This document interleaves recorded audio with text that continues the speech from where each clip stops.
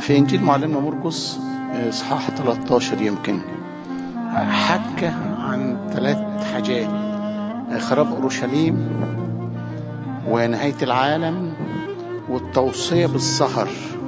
ما قالش إمتى، فقال 3 كلمات بعد ما حكى. وفي ذهن اليهود لغاية النهاردة إن كان خراب أورشليم مفروض هيبقى معاه نهاية العالم. عشان كده السؤال هتلاقوه أول كلمتين يقول إيه لما قال له وروه الأبنية، فقال لهم كل ده هيتحاش ويتكسر وملوش أي فايدة. فقالوا السؤال اللي طرحوه متى يكون هذا؟ ده سؤال على خراب أورشليم، وما هي علامة مجيئك دي نهاية العالم. عشان كده لما قال ويل الحبالة والمرضعات واللي في الغيط ما ياخدش واللي في فوق، ده كله على خراب أورشليم مش عن نهاية العالم. نهاية العالم مفيهوش حاجة أبدا غير سهره. وقال إن النجوم هتجع والدنيا هتتكركب والدنيا هتدوب وكله. لكن لما قال كان بيوصي الناس اللي في الغيط ما يرجعش واللي فوق ما يرجع ويل الحبالة والمرضعات ولا يكن خرابكم في الشتاء، كان كل ده يقصد منه خراب أورشليم. لكن كان في ذهن اليهود والتلاميذ منهم إن خراب الهيكل مع نهاية العالم. دي المعلومات اللي في الله. لكن أنا هتكلم عن كلمة واحدة بس، هو مكتوب كده 3 كلمات ورا بعض: اسهروا، انظروا، اسهروا، صلوا. 3 كلمات ورا بعض. هناخد انظروا بس، ونكمل بعد كده. نعيشنا لما نيجي وقت تاني هنكمل الباقي. انظروا هنقسمها ألف وب وجيم. انظروا 1، بص على ربنا، بص على ربنا، بص على ربنا بكيانك، بحياتك، بقدراتك، بفكرك، بكل ما تملك. بص على ربنا. وقتك، جهدك، طاقتك، مالك، صحتك، فكرك، قدرتك، كله خصصه في الحكاية دي بس، في ربنا. ركز على دي، بص على ربنا. ليه ده؟ ليه نعمل كده؟ احنا اخطأنا وفسدت طبيعتنا، فاضطر يدينا طبيعته البارة التي تستطيع ان ترث حياة ابدية، وخد طبيعتنا زوحها. فانا ما استخسرش فيه كده، اقول له يا رب انا انت قلت كده يعني المنقذ حياتنا من الفساد، المنقذ حياتنا من الفساد. انت انقذتني، انا كل اللي بعمله رد فعل، وعشان اقدر استفيد ما خلي بالكم ما خليتش بالي ان انا رد فعلي يتناسب مع عمله معايا، يبقى انا مش عارف استفيد. لازم نخلي بالنا في شكل يتناسب مع المكافأة اللي احنا عايزينها. الطالب اللي بيذاكر ساعتين بيخش تربية بالعافية او ما يلحقش، اللي عايز يخش طب يذاكر، وكل ما يجي ينام امه تطبطب عليه وتحط له حاجه منبهه عشان يشرب، عشان يا ماما مش قادر، اشرب واتعب عشان ترتاح. احنا كده المكافأة المحطوطة كويسة قوي وكتيرة قوي. وخلي بالكم لو احنا بصينا على المكافأة والتفكير فيها يبتلع كل الآلام التي نتعرض لها هنا. لما نبص على الملكوت والأبدية، ايه ده؟ قيل عن السيد المسيح كده، اتقال عنه كده: من أجل السرور الموضوع أمامه استهان بالخزي. ايه السرور الموضوع أمامك؟ خلاص البشر. بيبص على خلاصنا، الراجل بيلطمه ويضحك وفرحان. انت فرحان ليه؟ يقول التدبير ماشي كما رسمت له. من كتر فرحته بخلاصنا ورؤيته المستقبلية لخلاصنا مش حاسس باللجلام والتف والقصبة كده. ايه ده؟ محتاجين نفكر في أبديتنا بشكل كتير، عشان المتأسف اللي جاي علينا والضيقات كتيرة قوي. فما كانش في حاجة أقوى وأظرف وأجمل منها نفكر فيها هنئن ونتع ايه ده وكده يعني. فأنا بديله كل ما أقدر ما ببخلش على ربنا، ما ببخلش على ربنا. وأمين في عطاياها معايا. حصل موقف يضحك معايا، يعني هقول لكم أول امبارح بالظبط متأثر. دخلت الحمام، عملت حمام وبدوس على السيفون كده عشان ينزل ميه، فضل ينزل على طول على طول على طول، مش عايز يبطل. ايه ده؟ يعني معلق. فوقفت كده، ايه ده؟ انا هسيبه كده يخلص الميه؟ رحت عامل ايه؟ قفلت. ربنا بيعمل معانا كده، ما كانش كل حاجه يدهنا نحوشها كويس ونحطها في مكانها يكفي المحبس. خلي بالكم ما توزعوش عطاياه وبس، ما تستهتروش. لما يديك فضيله ولا يديك حاجه جميله خلي بالك منها، لألا يكفي المحبس عليك. ما تعرفش المحبس هيكفله من اي ناحيه، هتنشف وتعطش وتيبس. خلي بالكم، ولا سيما في هذه الايام اي بادره منه خدها باهتمام شديد لألا ما يديكش، واحنا بدون عطاياه لا فائده منا. شايفه؟ فانظروا الى الله بكل طاقتكم. بص على ربنا، كل ثانيه بص على ربنا. في مرة واحد بيقول لربنا طب أنا عايز أجيلك أرجع لك أعيش معاك، بس أنا ابتدي أنت بس أول خطوة شجعني. فقال له ده أنا بدأت معاك 3 خطوات. إمتى وإزاي وكيف؟ قال له اسمع، أنت عملت خطية وأنا سترتك، دي خطوة. أنت عملت خطية غفرت لك، خطوة تانية.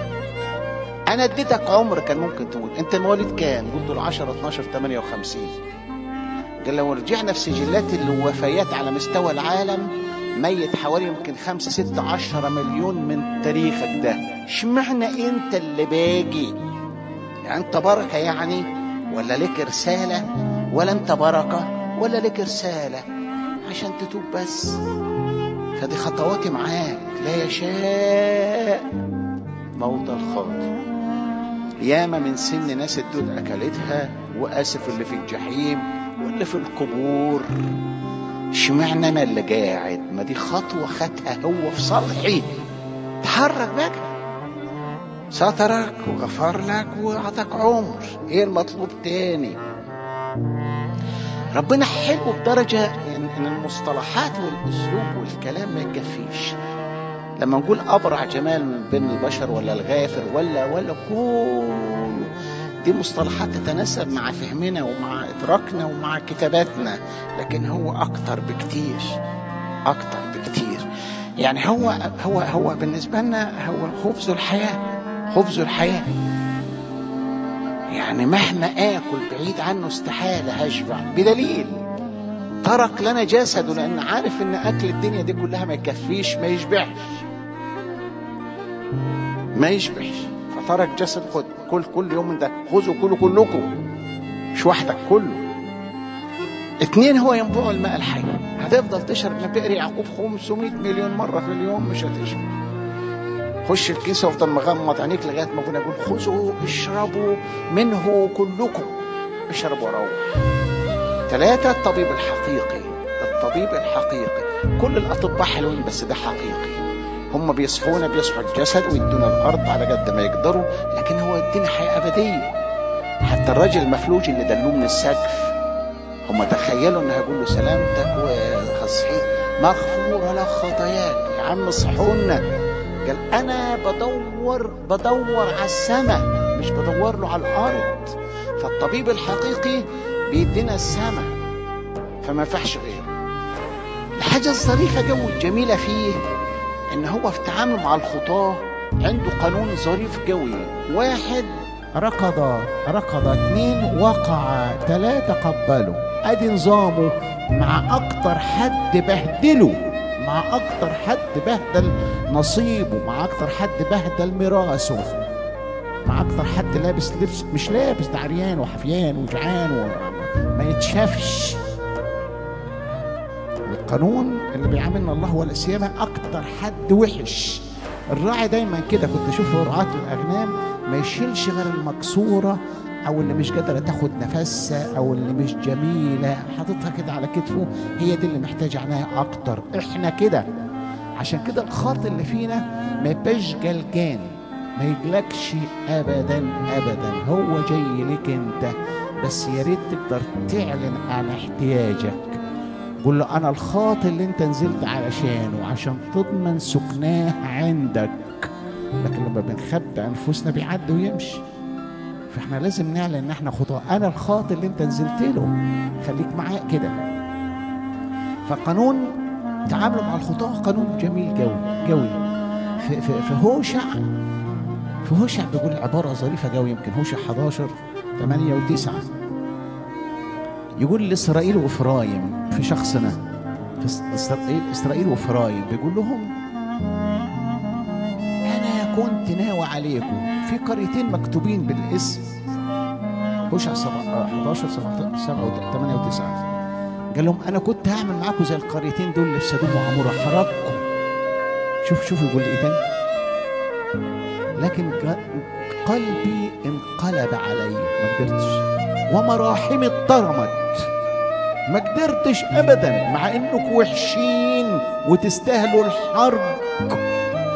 انا قلبي انقلب علي. هتعمل كده ازاي مع اولادك؟ بعدها بثانيه لاني انا اله لا انسان. ايه ده؟ هتتعاملوا معانا. ارميا 2:13 يقول ايه؟ ارجعي ايتها النفس العاصيه، انا هفضل حلو معاك، هفضل حنين وهفضل رؤوف، فقط قولي انك الى الرب الهك اخطأت بس. فانا عايز ايه؟ انا عايز ايه من اله بالطيبه دي بالجمال ده، ولا يحاسب ولا يكشف ولا يكسف ولا كده.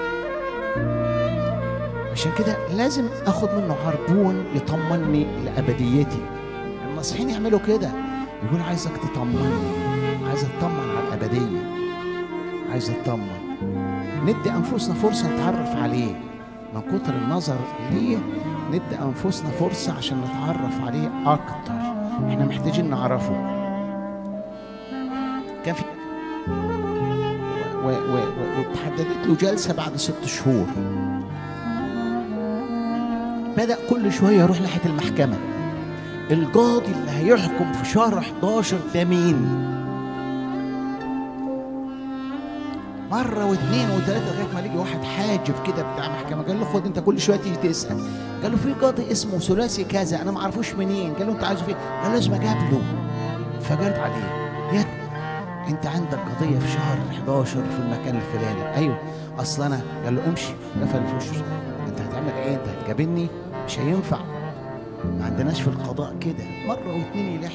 قال له احكي لك الحكاية واللي رايحك اعمله. قال له انا مظلوم، انا يتيم ماليش اهل، يتيم وكنت باكل من الزبالة، فانا نزلت وشي في صندوق عشان ادور على زبالة. واحد مجنون مش طبيعي راح حاول يرميني في الصندوق، طلعت عشان اخد نفسي فزجيته، عربية معدية خبطته، الناس شافتني انا بزج وما شافوش القصه. فلازم اعرفك، لازم يبقى في فرصه احكي لك ملابسات الحادث. راح يوم القضيه بص كده وضحك وقال انا اعرف الحكايه، كل الشهود اللي شهدوا على توقيت معين انا جبت من الاول. حكمت المحكمه بالبراءه. انا عايز اروح اقول له يا رب انا خطيت بس في ملابسات، انا ضعفت، انا كان في وقت ضعف، انا ما كنتش اقصد. عشان كده ربنا يقول ايه؟ حاجه غريبه قوي، انا قريتها 500 مره لكن قريتها بشكل غريب قوي من 2-3 كده. الله يأمر الآن جميع الناس أن يتوبوا متغاضيا عن أزمنة. مفروض يكتب الشر، مفروض يكتب الشر. كتب الجهل ليه؟ كل الخطايا التي فعلناها قبل التوبة تحسب بجهل عندما نقدم توبة مهما كانت معرفتنا. كل الخطايا يعتبرها بجهل قد فعلنا متى قدمنا توبة مهما كانت معرفتنا. عشان كده المنطق يقول ايه؟ العاقل ركزوا معايا دقيقة دي.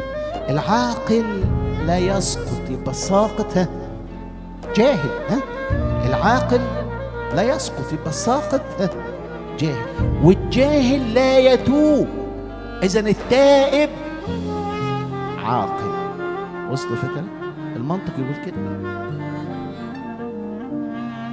فعايز اقول في النقطة الأولانية دي ارجع لربنا، بص له، انظر عليه بكيانك، انت محتاج له، هو متأسف، ده هو القاضي اللي هيحكم، محتاج تعرف عليه، محتاج تشرح له ملابسات خطيتك.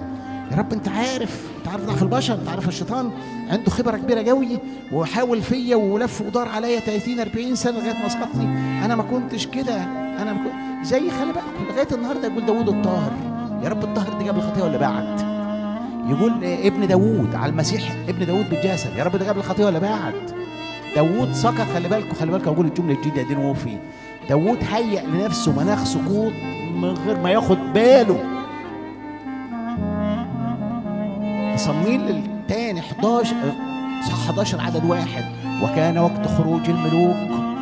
ادي اول نقطه، هو ما طلعش، بدأ ينام، بدأ يتسلى، كل اللي عمله هو ما يقصدوش، هو هيأ لنفسه مناخ دون سقوط، دون ترتيب ودون دراسة ودون وعي. عشان كده يعني خطية بشعة ومركبة، ودفع ضريبة عالية لأنه كان حلو قوي. يقولوا دنس فراشه ليلة وبلوا بدموعه طوال عمره. فتحسب خطايا بجهل. عندما يقدم الإنسان توبة عن خطاياها التي بمعرفة قد فعلها تحسب بجهل قد فعل. دي النقطة الأولانية، انظروا لله. 2، انظر لنفسك، افحصها، فتشها، اصحيها، صحصحها، اعمل لها صيانة. انت ما حلتكش غيرك، لك نفس واحدة ستقدم جواب عنها أمام الله. مالك إذن وأي حد، لك نفس واحدة ستقدم جواب عنها أمام الله. مالك إذن وأي حد. بص على نفسك بس. ماذا يستفيد الإنسان لو ربح العالم وخسر نفسه؟ أو ماذا يعطي فداء عن نفسه؟ أنت أهم حاجة. بص على نفسك، وخلي بالك سنك كبر، أنت كبرت، والأخطاء التي نقع فيها لا تتناسب معانا ولا مع ديننا ولا إيماننا ولا فكرنا ولا احتياجنا للسماء ولا ثقافتنا ولا وعينا. يعني عشان كده في ناس بتروح عند أبونا ويرجع مش قادر يقول، مش قادر يقول إيه عليا، وده كلام. يا ترى اللي بنعمله متأسف حياتنا تتناسب مع أقوال الله؟ حياتنا الروحية تتناسب مع أقوال الله؟ أكتب أعمالي تبعا لأقوالك، اللي أنت بتقوله أنا عايشه. يا ترى ده، يا ترى حياتنا تصلح للسماء، تصلح ندخل السماء؟ كان في مرة واحد بيقول لي بعد إذنك عايز أسألك، عايزك تقول لي حياتي الأبدية، حياتي الشخصية، أنا مقبول لدى الله ولا مش مقبول؟ عرفني أن ربنا قابلني وحبيبني وأنا كويس معاه ولا لأ.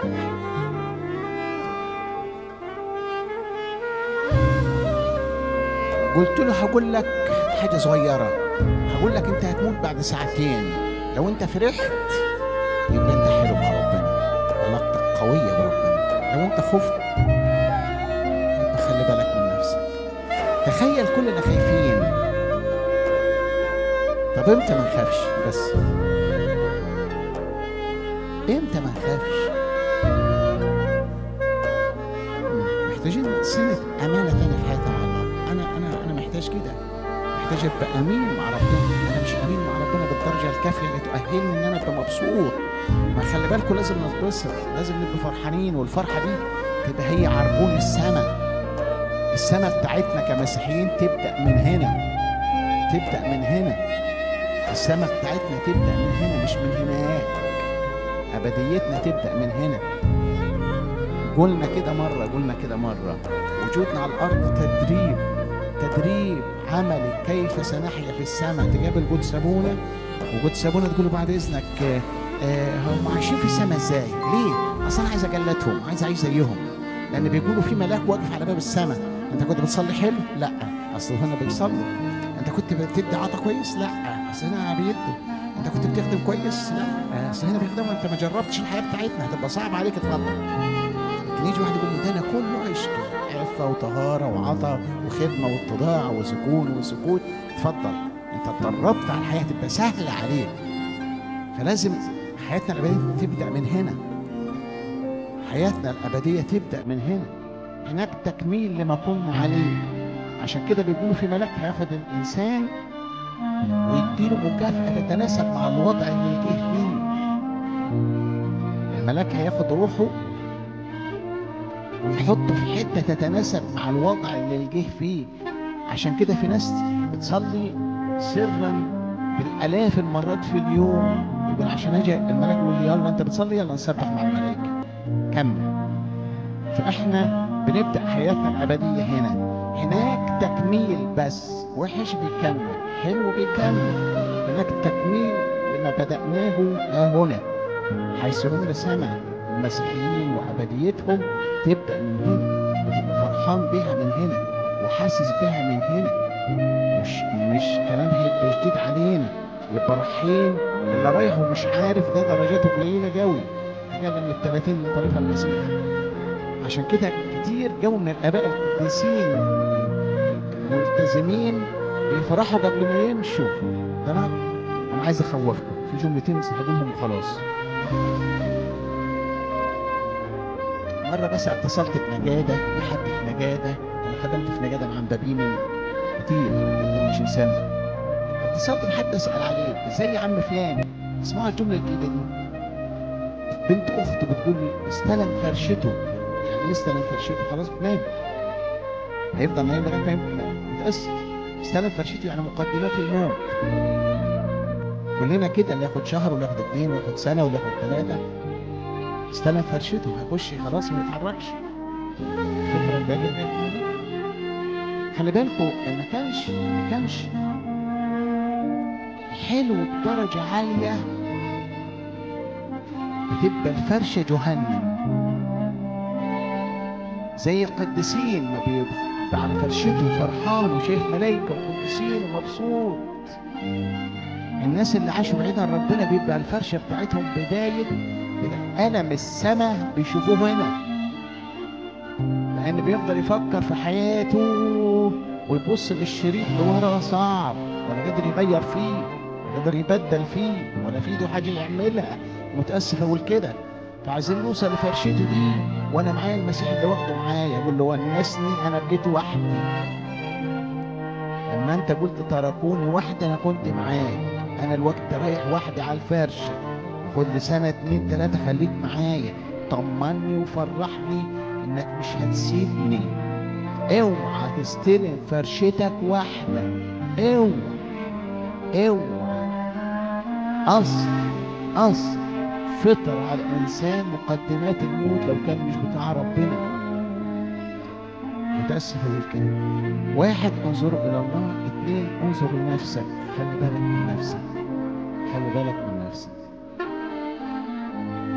3 انظر لأخوك، مش ابن أمك وأبوك. ابن أمك وأبوك مش محتاج وصية، ده حتة منك، ده لحمة كده. الآخر أيا كان، الآخر أيا كان، الآخر تعبان ومحتاج لك، مضغوط ومكسور،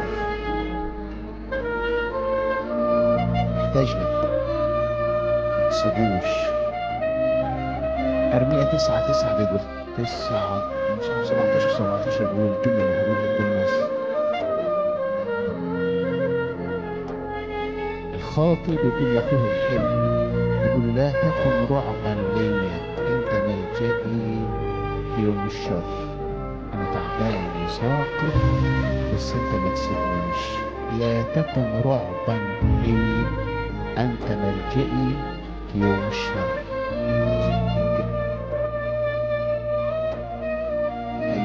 كده. حق المحزون الخاطئ معروف، مش معروف انا نعرفه، علم الاعتراف. واحد يعترف يقول انا سقطت وتبت، يقول له اركن. يجي بعد شويه اصل انا سقطت وتبت، اركن. يجي واحد تاني يعترف اعتراف بالجو، يقول له يا ابونا انا جنب واحد غلبان كان المفروض ارشد، اتاخرت للساعه 3، حلل 3 ساعات اتاخرتها، خير بس تقصير يا ابونا. ابونا معلش كان شوف كده، دول بتوع السنة، دول بتوع السنة، الناس اللي لسه بتسقط مفيش وقت، مفيش وقت. انظر إلى الله، انظر لنفسك، انظر لأخوك. كان نيلسون مانديلا بتاع جنوب أفريقيا كان سائر على الاستعمار، في حبسوه من 27 سنة يمكن ل 30، وطلع عملوا رئيس جمهورية، رئيس السود، وكان في بيض في البلد. يلا بقى البيض دول سجنوك وعدموه، يطبطب عليهم البيض ويمسكهم وزارات ويمسكهم شغل، وقال لا، ووصل جنوب افريقيا من اجمل بلاد الدنيا كلها بسببه هو، بسبب تعامله مع العدو بشكل جميل. ده مرة دخل المطعم عشان ياكل، اول ما دخل وقعد كده لقى واحد بدأ الاكل يقع من بقه ويقع، فبيسألوه ايه اللي حصل؟ قال العسكري ده كان هو المسؤول عني في الزنزانة، كل ما اقول له انا عطشان يتبول على راسي. طب وناوي تعمل له ايه؟ ادفع له الأجرة وادفع له الاكل واكله وطبطب عليه. ايه ده ولا كاهن ولا اسقف ولا خادم، ده سلوك جميل بنى به البلد وبنى حياته وما خلاش فيها عدو له. واحد، انظروا الى الله بكل طاقتك لان هو اداك حياته واداك عمره. 2، انظر لنفسك. احنا كل ثانية اوعى خليك امين في عمرك وفي كلامك وفي وصاياك وكل حاجة. 3، بص على اخوك الغلبان. في ناس تعبانة ولا سيما في هذه الايام، ناس تعبانة كتير. بص وفتش وجلب واسأل يا ابونا فيش حد تعبان. لكن احنا ناكل، هقول اخر جملة وهختم بيها وما تاخدوهاش حرفيا. ان لم نأكل مثل اخوة الرب سوف لا يرتضي الرب ان يكون اخونا. ان لم نأكل ونحيا كاخوة الرب لا يرتضى الرب ان يكون اخونا.